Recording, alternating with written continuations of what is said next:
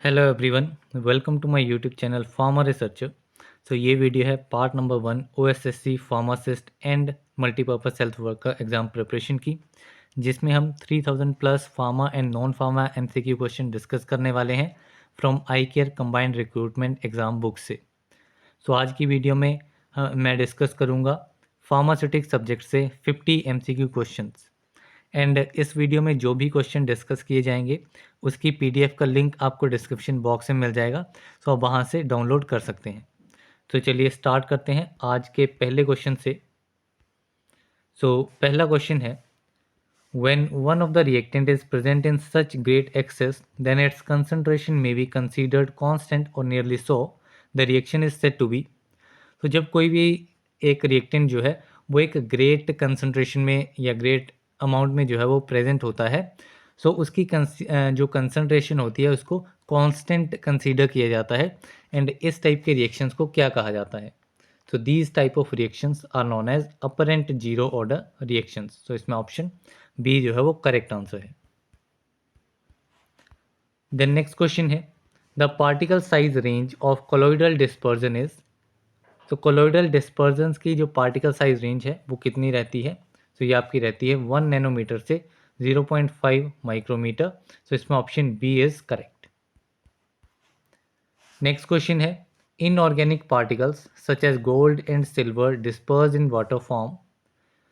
जो भी आपके इनऑर्गेनिक पार्टिकल्स होते हैं जैसे कि गोल्ड हो गया या फिर सिल्वर हो गया, अगर इनको डिस्पर्स किया जाएगा वाटर में तो ये किस टाइप की फॉर्मुलेशन करेंगे? They will form lyophobic. ठीक है, lyophobic means solvent heating. Next question है, suspension follows dash kinetics. Suspension जो है उसमें कौन सी काइनेटिक्स फॉलो की जाती है? इसमें अपरेंट जीरो ऑर्डर काइनेटिक्स जो है वो फॉलो की जाती है। इसमें option B is correct. Next question है, influence of temperature on drug decomposition is expressed by. Drug decomposition के ऊपर जो टेम्परेचर का इन्फ्लुएंस होता है वो किस इक्वेशन से एक्सप्रेस किया जाता है?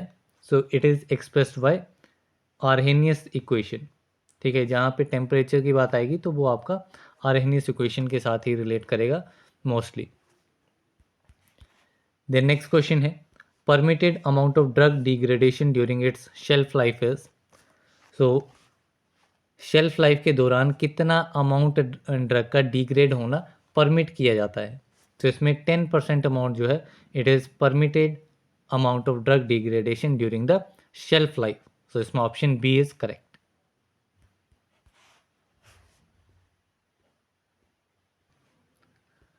नेक्स्ट क्वेश्चन है, guidelines on stability testing are given bye.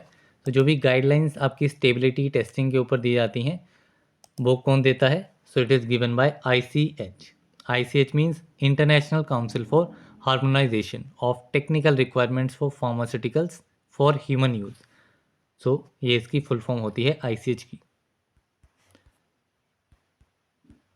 Next question है, accelerated stability studies help in predicting. जो एक्सीलरेटेड स्टेबिलिटी स्टडीज़ होती हैं वो किस चीज़ में हेल्प करती हैं? क्या चीज़ प्रिडिक्ट करने में हेल्प करती हैं? They help in predicting the expiry date. ठीक है, कि प्रोडक्ट की जो एक्सपायरी डेट है वो कितनी होनी चाहिए, उससे हमें पता लगता है स्टेबिलिटी स्टडीज़ से। नेक्स्ट क्वेश्चन है, specific reaction rate constant is a parameter of. Specific reaction rate constant जो है वो आपका किसका पैरामीटर है? It is a parameter of chemical reaction. इसमें आप डिफरेंट रेट कांस्टेंट या रिएक्शंस देखेंगे, first order, zero order, second order. Different types के रिएक्शंस जो हैं वो इसी में आप स्टडी करेंगे।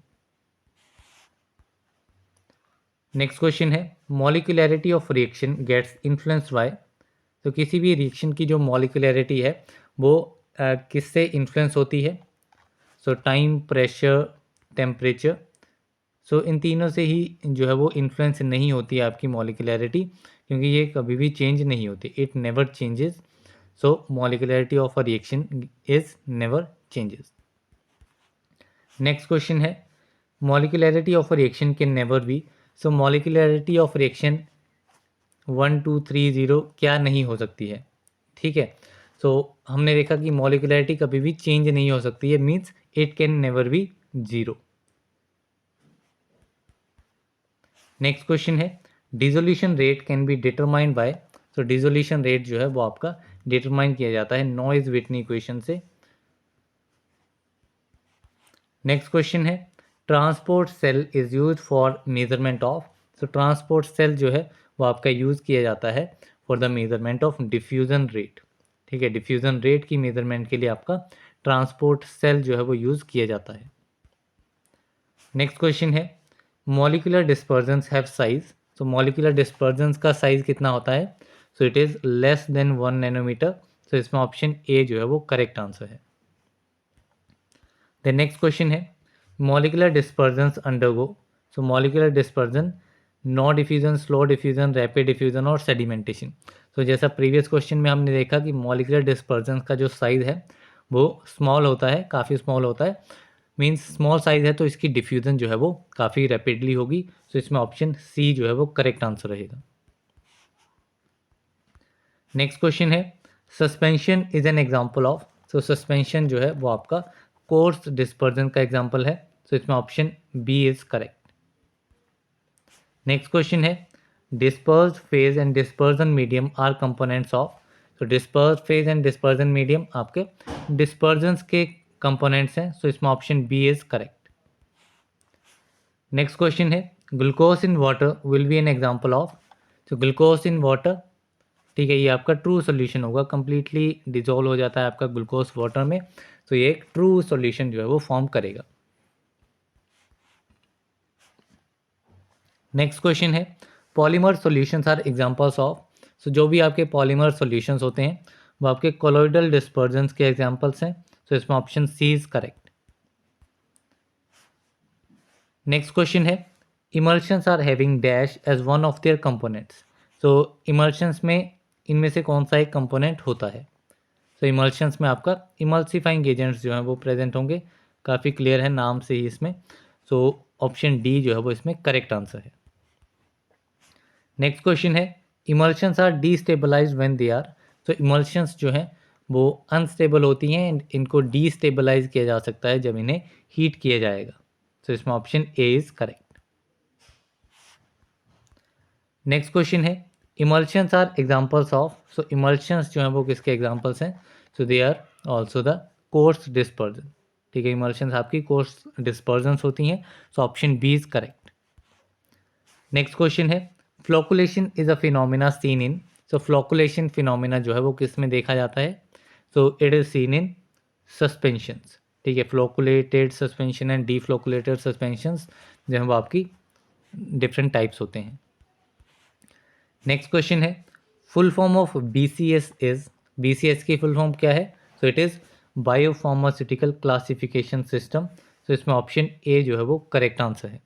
तो इसमें मेनली 4 क्लासेज होती हैं एंड एडिशनल 1 क्लास भी होती है, मीन्स इसमें टोटल 5 क्लासेज होती हैं, लेकिन मोस्टली 4 क्लासेज ही इसमें पढ़ी जाती हैं, जिसमें आपकी सॉल्युबिलिटी एंड परमिएशन के बेसिस पे इसको कैटेगराइज किया जाता है एंड उन डिफरेंट कैटेगरीज में कुछ ड्रग्स भी फॉल करते हैं, तो वो सारी चीज़ें इसमें इंपॉर्टेंट है। नेक्स्ट क्वेश्चन है सस्पेंशंस आर, तो सस्पेंशंस क्या है, so these are also coarse dispersion, आपकी सस्पेंशन एंड इमल्शंस दोनों ही कोर्स डिस्पर्जन्स होती हैं, तो इसमें option C is correct. Next question है shelf life determination of a pharmaceutical dosage form uses the principle of, तो shelf life determination means drug की डिग्रेडेशन के बारे में मोस्टली ये रिलेटेड है, सो ड्रग डिग्रेडेशन के साथ शेल्फ लाइफ जो है वो आपका किस प्रिंसिपल को के ऊपर वर्क करेगा, सो ये आपका आर्हेनियस इक्वेशन के ऊपर जो है वो रहता है, सो इसमें ऑप्शन ए जो है वो करेक्ट आंसर है। आपका टेम्परेचर हो गया, शेल्फ लाइफ आ गया, ड्रग डिग्रेडेशन आ गया, तो ये सारी चीज़ें आपको आर्हेनियस इक्वेशन में ही देखने को मिलेंगी। नेक्स्ट क्वेश्चन है for a chemical reaction to occur there is a need of proper collision of reacting molecules along with sufficient kinetic energy, it is stated by, तो किसी भी केमिकल रिएक्शन को होने के लिए रिएक्टिंग मॉलिक्यूल जो भी रिएक्टिंग मॉलिक्यूल्स होते हैं उनके बीच में प्रॉपर कोलिजन होना जो है वो रिक्वायर्ड रहता है with sufficient kinetic energy, and ये आपका किस थ्योरी के अकॉर्डिंगली आता है, तो it is based on collision theory, तो इसमें ऑप्शन बी जो है वो करेक्ट आंसर है। काफ़ी चीज़ें जो है वो आपकी क्वेश्चंस ही जो है वो आंसर बता देता है। नेक्स्ट क्वेश्चन है, order of a chemical reaction can be estimated from the. So order of chemical reaction कैसे एस्टिमेट किया जा सकता है? So it can be estimated from the rate law. ठीक है, जो भी रिएक्शन केमिकल रिएक्शन रेट्स होते हैं, ठीक है, रेट लो होता है, उससे हम केमिकल रिएक्शन के ऑर्डर को बता सकते हैं। जैसे आपका जीरो ऑर्डर हो गया, फर्स्ट ऑर्डर है, सेकंड ऑर्डर है, वो सारा आपका रेट लो के थ्रू हम एस्टिमेट कर सकते हैं। नेक्स्ट क्वेश्चन है, emulsions are thermodynamically. So emulsions जो हैं वो थर्मोडाइनमिकली अनस्टेबल होती हैं। ठीक है, they are unstable, so option C is correct. Next question है, effect of temperature on rate of chemical reaction is explain by. तो टेम्परेचर का इफेक्ट केमिकल रिएक्शन के रेट के ऊपर कैसे एक्सप्लेन किया जाता है? तो ये आपका एक्सप्लेन किया जाता है आर्हेनियस इक्वेशन से। ये मैंने आपको बता दिया, आर्हेनियस इक्वेशन। 3-4 चीज़ें इसमें आपको याद रखनी है। टेम्परेचर की बात आ गई, ड्रग डिग्रेडेशन की बात आ गई, शेल्फ लाइफ की बात आ गई, तो बहुत सारी आपकी आर्हेनियस इक्वेशन के साथ ही रिलेटेड है। नेक्स्ट क्वेश्चन है, इन flocculation occurring in suspension the particles in floccules are held by। ठीक है, सस्पेंशन में जो फ्लोकुलेशन अकर करती है उसमें जो पार्टिकल्स होते हैं फ्लोक्यूल्स में, वो कैसे एक दूसरे के साथ हेल्ड रहते हैं? So they are held by the weak van der Waals forces. So इसमें option C is correct. Next question है, which of the following is an instability of emulsion. Emulsions की इनस्टेबिलिटी इसमें से कौन सी है? So breaking, mottling, uneven surface speaking. So mottling, uneven surface speaking ये तो हम टेबलेट डिफेक्ट्स में मोस्टली देखते हैं, लेकिन ब्रेकिंग जो है ये आपका इनस्टेबिलिटी आती है इमल्शन की। सो इसमें ऑप्शन ए जो है वो करेक्ट आंसर है। नेक्स्ट क्वेश्चन है, coalescence is a phenomena that is observed in. So coalescence phenomena जो है वो आपका इमल्शंस में देखने को मिलता है। सो इसमें ऑप्शन बी जो है वो करेक्ट आंसर है। नेक्स्ट क्वेश्चन है, surfactants play the role of. तो सर्फेक्टेंट जो है वो आपका सरफेस टेंशन को रिड्यूस करते हैं। ठीक है, जो भी सर्फेक्टेंट्स हैं they reduce the surface tension. तो इसमें option B is correct. Next question है, the purpose of an emulsifier is. Emulsifier का पर्पस क्या रहता है? सो इमल्सीफायर जो है वो आपके इमिसिबल फेजेस के बीच में इंटरफेशियल टेंशन को रिड्यूस करता है। ठीक है, it reduces the interfacial tension between the immiscible phases. तो इसमें ऑप्शन बी जो है वो करेक्ट आंसर है। नेक्स्ट क्वेश्चन है, ethylene diamine tetra acetic acid EDTA is dash type of ligand. So EDTA जो है वो आपका किस टाइप का लिगेंड है? So it is a hexadentate ligand. तो इसमें ऑप्शन डी जो है वो करेक्ट आंसर है।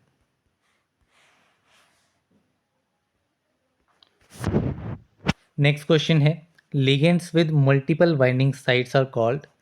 तो ऐसे लिगेंड्स जिसमें मल्टीपल बाइंडिंग साइट्स होती हैं तो इन्हें कहा जाता है पॉलीडेंटेट लिगेंड्स। तो इसमें option D is correct. Next question है, the dash sphere is enclose in brackets in formulas for complex species and it includes the central metal ion plus the coordinated groups. ठीक है, कौन सा sphere जो है उसे ब्रैकेट्स में enclose किया जाता है जब भी उसका फॉर्मूला जो है वो एनकोड किया जाता है। ठीक है, एंड इसमें एक सेंट्रल मेटल आयन होता है प्लस जो कोऑर्डिनेटेड ग्रुप्स होते हैं, सेंट्रल मेटल आयंस के साथ कोऑर्डिनेटेड ग्रुप्स होते हैं। तो ये आपका रहता है कोऑर्डिनेशन स्फीयर। ठीक है, it is known as coordination sphere. तो इसमें ऑप्शन डी जो है वो करेक्ट आंसर है। नेक्स्ट क्वेश्चन है, in coordination chemistry the donor atom of a ligand is. So coordination chemistry में जो डोनर एटम होता है लिगेंड का वो क्या होता है? So donor atom is the atom in the ligand that shares an electron pair with the metal. ठीक है, एक ऐसा एटम लिगेंड में जो कि मेटल के साथ इलेक्ट्रॉन पेयर को शेयर करता है। सो इसमें option D is correct. Next question है, what is the driving force for Fick's law. Fick's law के लिए ड्राइविंग फोर्स क्या है?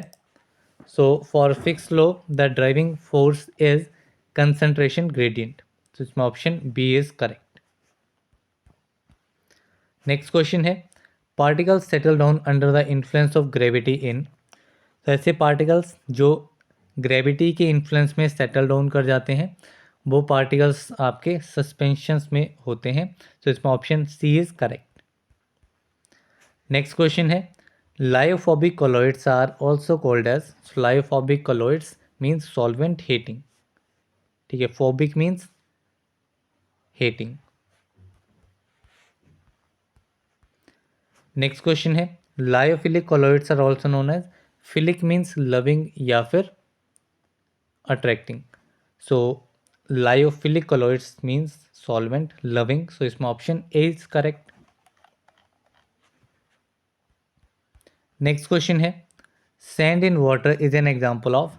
सो सैंड इन वाटर किसका एग्जाम्पल है? सो ये आपका सस्पेंशन का एग्जाम्पल है। सो इसमें option B is correct. Next question है sugar in water is an example of. तो शुगर इन वाटर ये आपका सॉल्यूशन का एग्जाम्पल है। ठीक है, ट्रू सॉल्यूशन हो गया या सिंपल सॉल्यूशन आप बोलेंगे तो ये आपका सॉल्यूशन का एग्जाम्पल है। शुगर इन वाटर या फिर ग्लूकोज इन वाटर दोनों सेम ही चीज़ें हैं। नेक्स्ट क्वेश्चन है Tyndall effect is exhibited by. So Tyndall effect आपका कोलोइड के केस में रहता है। तो इसमें option D is correct. Next question है Brownian movement is exhibited by. तो ब्राउनियन मूवमेंट भी आपकी कोलोइड के केस में रहेगी। सो इसमें भी आपका option number D is correct. Next question है phase inversion is exhibited by. So phase inversion जो है वो आपका इमल्शन के केस में होता है। तो इसमें option A is correct. Then next question है dissolution rate studies are carried out by dash operators. तो जो डिसोल्यूशन रेट स्टडीज होती हैं वो किस टाइप के ऑपरेटर्स में होती हैं? So they are carried out in dissolution testing operators. So इसमें option C is correct. Next question है the reaction where the rate is independent of concentration of reactants is called as. तो एक ऐसा reaction जिसमें rate जो है वो आपका रिएक्टेंट की कंसंट्रेशन के इंडिपेंडेंट होता है, मीन्स उस पर डिपेंड नहीं करता है कंसंट्रेशन के ऊपर, तो वो आपका कहलाता है ज़ीरो ऑर्डर रिएक्शन। तो इसमें ऑप्शन ए जो है वो करेक्ट आंसर है। तो यहाँ पे आज हमने 50 MCQ क्वेश्चंस फार्मास्यूटिक सब्जेक्ट से कंप्लीट कर लिए हैं। रिमेनिंग 50 मीन्स और इसमें जो भी क्वेश्चंस बचेंगे हम 50-50 क्वेश्चंस करके इसमें कंप्लीट करेंगे। साथ ही कुछ दिनों के बाद में हम नंबर ऑफ़ क्वेश्चंस जो हैं वो भी इंक्रीज़ करेंगे। So that's all for this video. Thank you very much.